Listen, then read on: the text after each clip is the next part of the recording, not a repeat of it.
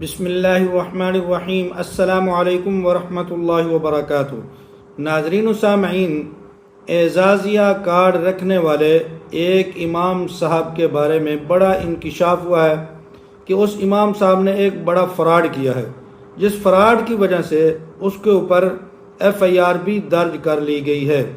اس امام صاحب نے کیسا فراڈ کیا، کیوں کیا، کیسے کر لیا امام صاحب نے فراڈ، یہ بڑی حیران کن بات ہے۔ یہ واقعہ تحصیل منچن آباد ضلع بہاول نگر کے ایک علاقے میں ہوا، جس کی مکمل وضاحت آپ کو اس ویڈیو کے اندر میں رکھتا ہوں کہ امام صاحب نے کیسے فراڈ کر لیا۔ ناظرین، اس سے پہلے میری گزارش ہے، اگر ابھی تک آپ نے ہمارے اس چینل عینی حقیقت TV کو سبسکرائب نہیں کیا تو ضرور سبسکرائب کر لیں، گھنٹی کے بٹن کو دبا لیں تاکہ آپ کو حقیقت پر مبنی خبریں گھر بیٹھے آسانی کے ساتھ ملتی رہیں۔ ناظرین و سامعین، ضلع بہاول نگر کی تحصیل منچن آباد ہے، جس کے حوالے سے ایک دو دن پہلے میں نے ایک ویڈیو بھی اپلوڈ کی اور اس کے اندر اعزازیہ کارڈ ملنے والے منچن آباد کے کچھ ائمہ اکرام کی ایک فہرست بھی میں نے اس کے اندر بتائی، اور اس فہرست کے اندر ایک نمونہ لسٹ جو ہے وہ بھی میں نے بتائی تھی۔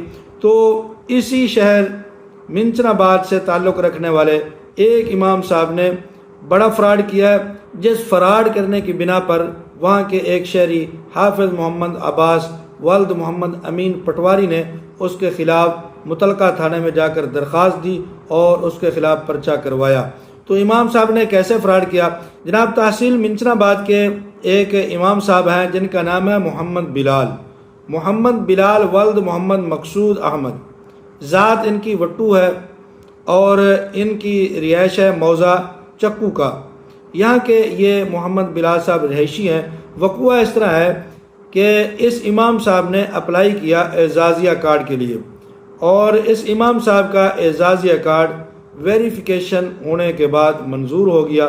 جب اعزازیہ کارڈ اس امام صاحب نے لے لیا، اور اعزازیہ کارڈ لینے سے پہلے اس امام صاحب نے پے آرڈر بھی وصول کیا۔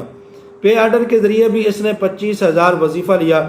پھر اس کے بعد اعزازیہ کارڈ کی مکمل ویریفیکیشن ہو جانے کے بعد اس کو حکومت پنجاب کی طرف سے اعزازیہ کارڈ بھی جاری کر دیا گیا۔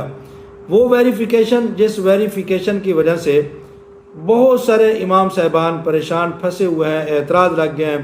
کیا وجہ ہے کہ جی ان کی فلاں شرط نہیں ہے، فلاں وجہ بن گئی، اعتراض لگ گیا، امام صاحب جو ہے ان کی ابھی تک ویریفیکیشن نہیں ہوئی اور ان کو اعزازیہ کارڈ نہیں ملا۔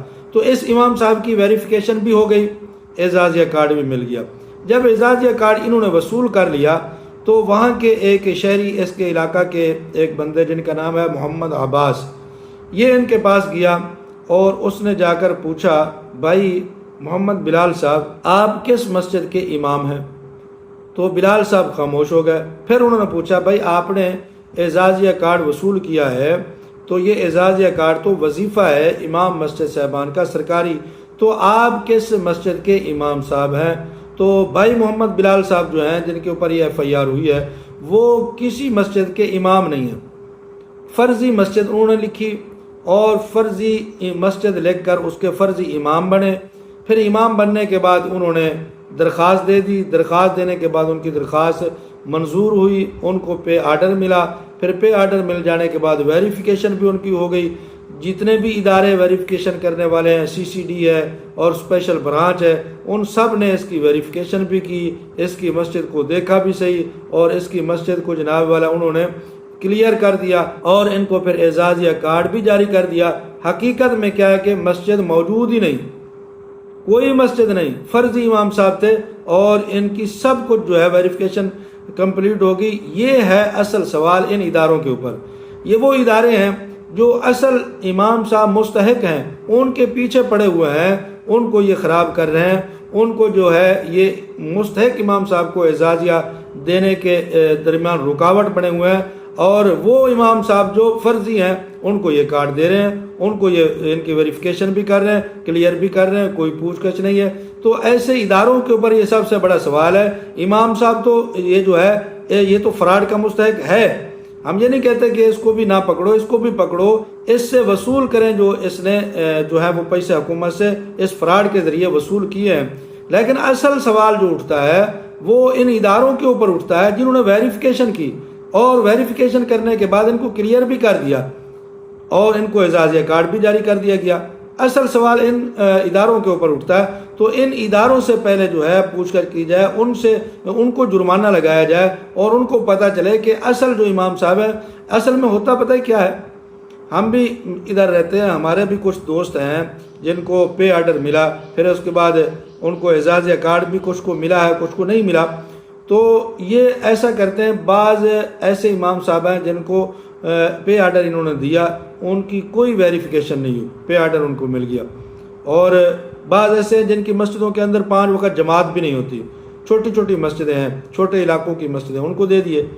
اور جو مستحق تھے، جن کی مسجد کے اندر جمعہ بھی ہے اور 5 وقت باجماعت بھی ہے، مسجد کا نظام بھی ہے، رجسٹریشن بھی ہے، کمیٹی بھی ہے، سب کچھ ہے، ان کو نہیں ملا۔ تو سمجھ نہیں آ رہی کہ اصل میں یہ کرنا کیا چاہتے ہیں، کس کو دینا چاہتے ہیں، اور ان کا نظریہ کیا ہے اور ان کا معیار کیا ہے، یہ سمجھ نہیں آ رہی۔ تو اس لیے سب سے بڑی جو ہے میری گزارش وزیر اعلیٰ صاحبہ سے ہے کہ ان کو چاہیے کہ ایسے اداروں کو پہلے فعال کریں، ان کو پہلے جو ہے وہ سمجھائیں کہ اصل مقصد کیا ہے اس کارڈ کا، کن کو دینا ہے کن کو نہیں دینا۔ تو اصل میں یہ ادارے جو ہیں یہ اس فراڈ میں مجھے لگتا ہے کہ ملوث ہیں۔ اگر یہ ملوث نہ ہوتے تو پھر یہ امام صاحب کیسے کارڈ لے جا سکتے تھے۔ تو اب یہ جو بھائی ہیں درخواست دینے والے محمد عباس ولد محمد امین پٹواری، انہوں نے یہ راز کھولا ہے اور درخواست دی ہے کہ محمد بلال صاحب سے یہ کارڈ واپس لیا جائے اور AC دفتر منچن آباد میں یہ جمع کروایا جائے، اور جو اس کے مستحق ہیں جو اصل میں امام صاحب ہیں ان کو یہ کارڈ جاری کیا جائے۔ تو یہ جناب والا یہ فراڈ تھا امام صاحب کی طرف سے جو میں نے آپ کے سامنے رکھا۔ تو آپ کو یہ معلومات کیسی لگی؟ کیا آپ کے علاقہ میں بھی کچھ ایسے لوگ ہیں جن کے پاس مسجدیں نہیں ہیں، فرضی امام صاحب بن کر کارڈ وصول کر رہے ہیں یا نہیں ہیں، یا آپ مستحق ہیں تو آپ اپنی آواز کو بلند کریں۔ اور اگر آپ کے ساتھ بھی کوئی اس طرح کا فراڈ کیا جا رہا ہے، اصل مستحق آپ ہیں، کسی اور کو کارڈ دیا جا رہا ہے، تو آپ اپنی آواز کو بلند کریں، ہم تک پہنچائیں، کمنٹ کے اندر اظہار کریں، ہم انشاءاللہ آپ کی آواز کو اٹھائیں گے۔ جزاکم اللہ احسن الجزا۔